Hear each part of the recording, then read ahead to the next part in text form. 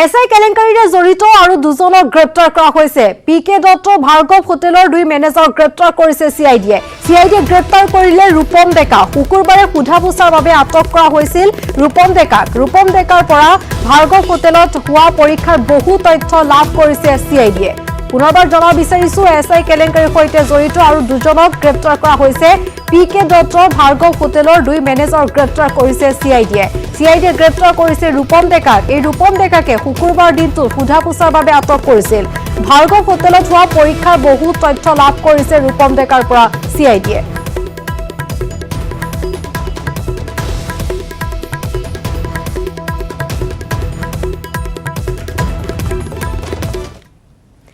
তেওঁ কোনো কাৰণতে নিপিন্ধে মাস্ক। কোনো লোকে মাস্ক নিপিন্ধিলেও তেওঁৰ ওচৰলৈ অহাত নাই বাধা। গেৰুৱা বসন পিন্ধিয়ে এগৰাকী প্ৰাক্তন বিধায়কৰ এই অদ্ভুত মন্তব্য।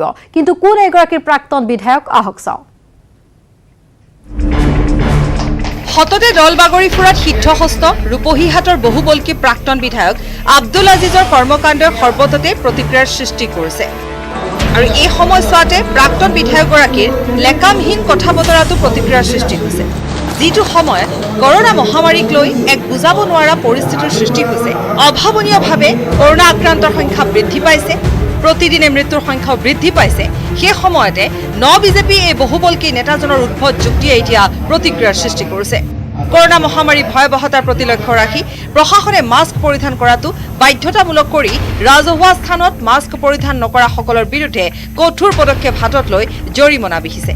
কিন্তু এইগৰাকী বিজেপি বিধায়কজনৰ কথাকে শুনক।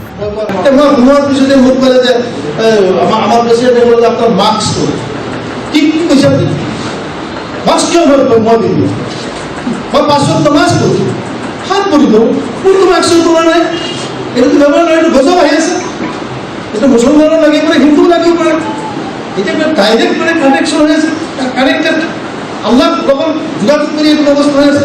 এই 5 ওয়াক্ত নামাজ পঢ়া মানুহ, মই বজু কৰা মানুহ, মই মাস্ক নিপিন্ধো। এনে নগাঁৱতো ধৰিলে এনেকুৱা লাইনত গৈছে, আহি পেলাই কেইজনমান আপোনাৰ মাস্ক কৰি মই বাধা নাই। আপোনাৰতো পিন্ধিছে ঠিক কৰিছে, মোৰ দায়িত্ব আপুনি ল'ব, মোৰ দায়িত্ব আপুনি ল'ব। তেওঁ হেনো মাস্ক নিপিন্ধে। কোনো লোকে মাস্ক নিপিন্ধাকৈয়ে তেওঁৰ ওচৰলৈ অহাটো হেনো বাধা প্ৰদান নাই। গেৰুৱা বসন পিন্ধি উল্লাসিত হৈ পৰা প্ৰাক্তন বিধায়কগৰাকীক লৈ ৰূপহীহাটত আয়োজিত এক সম্বৰ্ধনা অনুষ্ঠানত এই বক্তব্য প্ৰদান কৰে নেতাগৰাকী।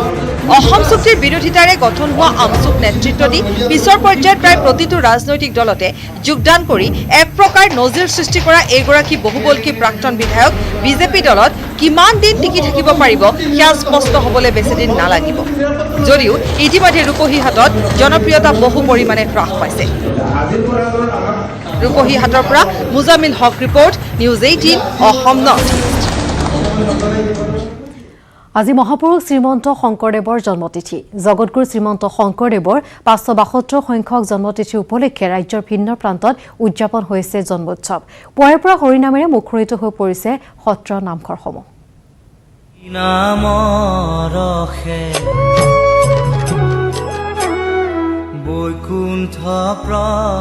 অসমীয়া জাতিৰ প্ৰাণ প্ৰতিষ্ঠাতা কৃষ্ণ সংস্কৃতিৰ জৰিয়তে বিজ্ঞানসন্মত সমাজৰ আন্তঃগাঁথনি ৰচনা কৰা মহাপুৰুষ শ্ৰীমন্ত শংকৰদেৱৰ আজি 572তম জন্ম জয়ন্তী।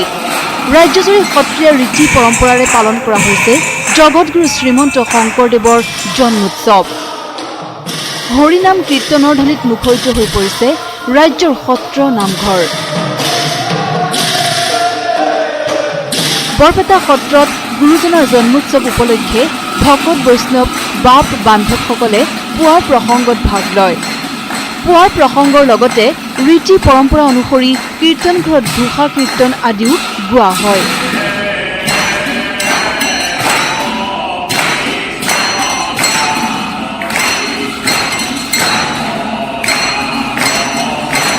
মহাপুৰুষজনৰ আবিৰ্ভাৱ তিথি উপলক্ষে দক্ষিণ কামৰূপৰ বৰহেৰামদুত অৱস্থিত মহাপুৰুষ শ্ৰী শ্ৰী মাধৱদেৱৰ দ্বাৰা স্থাপিত বৰহেৰামদু সত্ৰত উপস্থিত হয় বিজেপিৰ ৰাজ্যিক সভাপতি ৰঞ্জিত দাস।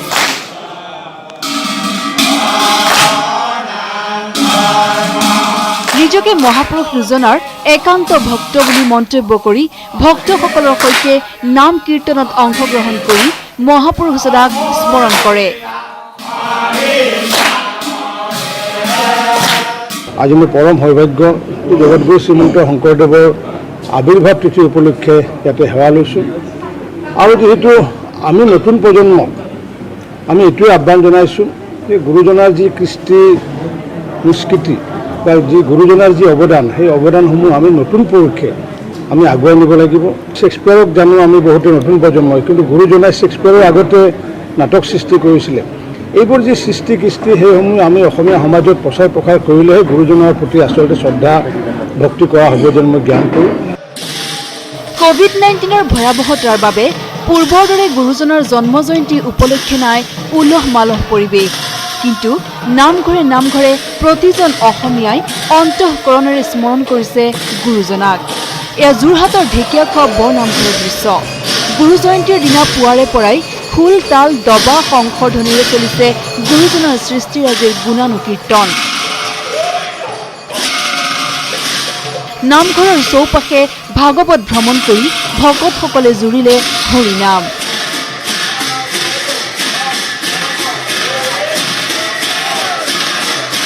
গোসাই গাঁৱতো উদযাপন কৰা হৈছে গুৰুজনাৰ 572 সংখ্যক জন্ম জয়ন্তী।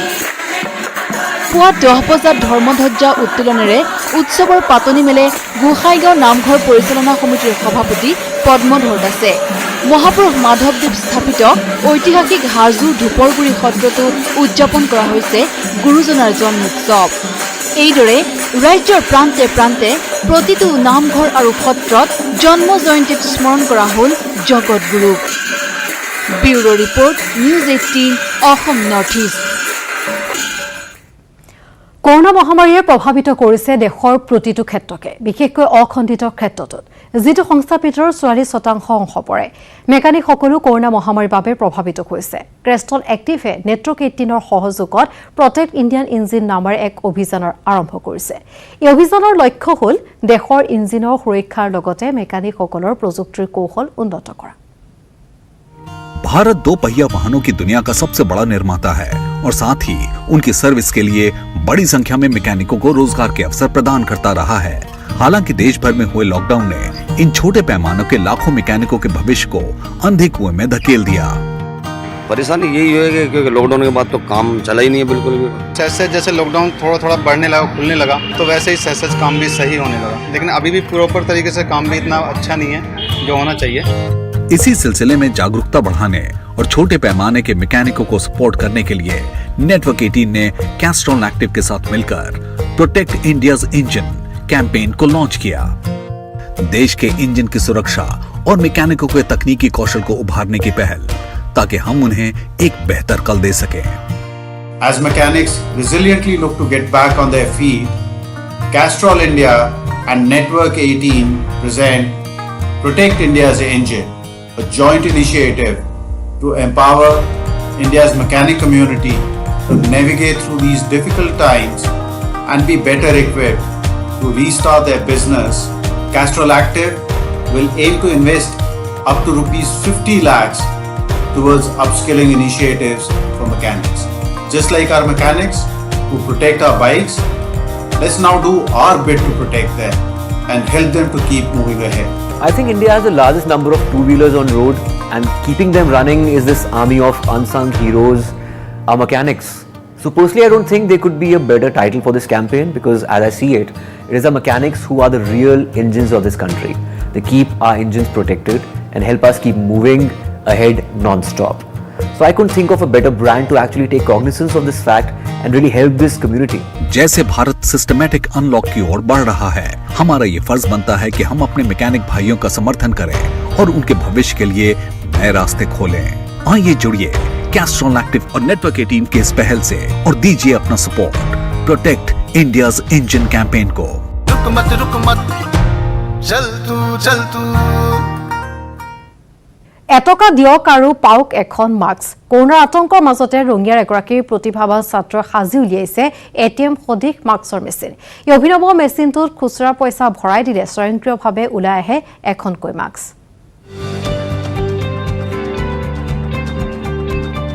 এটা কইনছ দিয়ক আৰু এখন মাস্ক লওক। কৰোনা আতংকৰ মাজতে ৰঙিয়াৰ প্ৰতিভাৱান ছাত্ৰ বাদল দাসে উদ্ভাৱনী শক্তিৰ পৰিচয় দি সাজি উলিয়াইছে মাস্ক ভেণ্ডিং মেচিন। ৰঙিয়াৰ তুলসীবাৰী শংকৰদেৱ শিশু নিকেতনৰ 10ম শ্ৰেণীৰ ছাত্ৰ বাদলে কৰোনা ভাইৰাছৰ ক্ষেত্ৰত ল'বলগীয়া সাৱধানতাৰ প্ৰতি লক্ষ্য ৰাখি মাস্ক ভেণ্ডিং মেচিনটো সাজি উলিয়াইছে। ঘৰৰ পেলনীয়া সামগ্ৰী আৰু সামান্য যন্ত্ৰপাতিৰে বাদলে এই মেচিনটো সাজি উলিয়াইছে। বাদলৰ এই অভিনৱ মেচিনটোত খুচুৰা পইচা ভৰাই দিলে স্বয়ংক্ৰিয়ভাৱে ওলাই আহে মাস্ক। সকলোৱে সামাজিক দূৰত্ব বজাই ৰাখি ক্ৰয় কৰিব পাৰিব মাস্ক।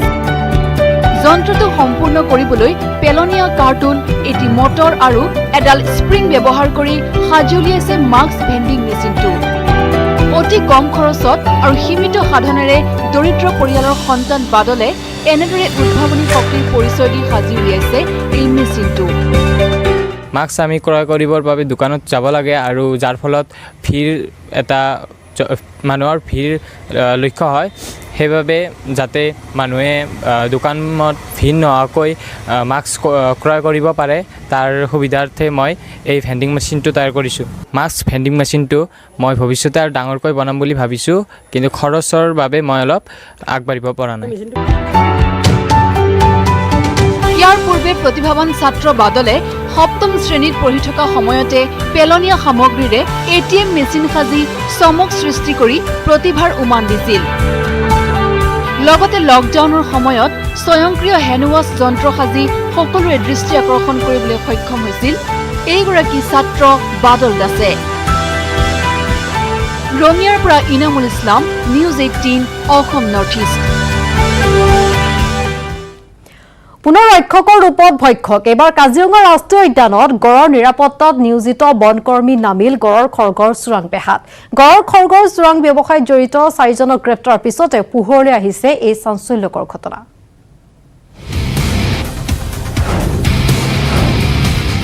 গড়ৰ খৰ্গৰ চোৰাং বেহাত জড়িত বনকৰ্মী। ৰক্ষকে ভক্ষকৰ ৰূপত কাজিৰঙা ৰাষ্ট্ৰীয় উদ্যানত গড়ৰ নিৰাপত্তাত নিয়োজিত বনকৰ্মী। শুকুৰবাৰে গড়ৰ খৰ্গৰ অবৈধ ব্যৱসায়ত লিপ্ত 4জন লোকক আৰক্ষী আৰু বন বিভাগে গ্ৰেপ্তাৰ কৰাৰ পাছত পোহৰলৈ আহিছে এই ভয়ংকৰ তথ্য।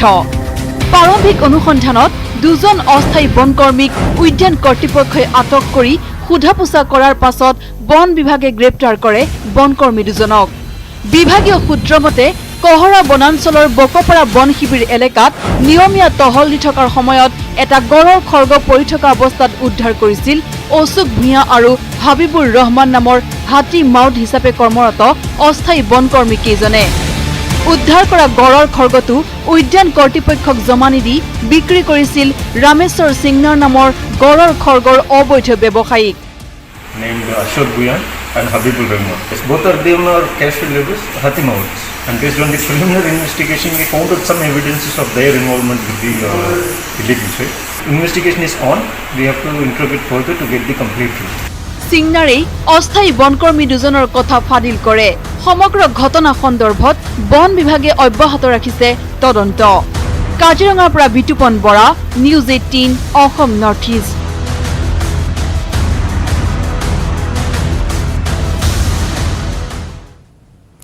কামপুৰত অব্যাহত আছে আহিনমহীয়া বানৰ তাণ্ডৱ। বিগত 3-4 দিন ধৰি হোৱা নেৰানেপেৰা বৰষুণৰ ফলত কাৰ্বিলাংপি জলবিদ্যুৎ প্ৰকল্পই পানী এৰি দিয়াৰ বাবে বৰপানী নৈ জলস্তৰ বৃদ্ধি হৈ ছিঙি নিয়ে মাধৱপাৰা জুৰিপাৰ সংযোগী গড়কাপ্তানি পথ। আৰু ইফালে শুকুৰবাৰৰ পৰা হোৱা নেৰানেপেৰা বৰষুণৰ ফলত বৰপানী নৈৰ জলস্তৰ অধিক বৃদ্ধি হোৱাত কামপুৰ ৰাজহ চক্ৰৰ নতুন নতুন অঞ্চল প্লাবিত হৈ পৰিছে। কামপুৰ বৈঠলাংশু গড়কাপ্তানি পথৰ ওপৰেও বাগৰিছে বাহনী পানী। গড়কাপ্তানি পথৰ ওপৰেৰে পানী বাগৰাত পথটোৰে বন্ধ হৈ পৰিছে যাতায়াত। বৰপানী নৈ বাহনী পানীয়ে প্লাবিত কৰিছে 50খনৰো অধিক গাঁও, যাৰ বাবে এতিয়া ৰাজপথত আশ্ৰয় ল'ব লগা হৈছে বৰ্ণাঢ্যই। আৰু ইফালে মাধৱপাৰাত ভগ্ন মথাউৰিৰে পানী বাগৰাত জলমগ্ন হৈ পৰিছে বহু বাসগৃহৰ লগতে হাজাৰ হাজাৰ বিঘা শালি ধানৰ খেতি। ঘৰৰ ভিতৰত এককাল পৰ্যন্ত পানী হোৱাৰ ফলত ওখ ঠাইত শিবিৰ পাতি থাকিব লগা হৈছে বানাক্ৰান্ত লোক। আহিনমহীয়া বানে কামপুৰ ৰাজহ চক্ৰৰ অন্তৰ্গত লংজাপ, মাধৱপাৰা, প্ৰমিলা, জুৰিপাৰাকে ধৰি বিস্তীৰ্ণ অঞ্চল জলমগ্ন কৰিছে।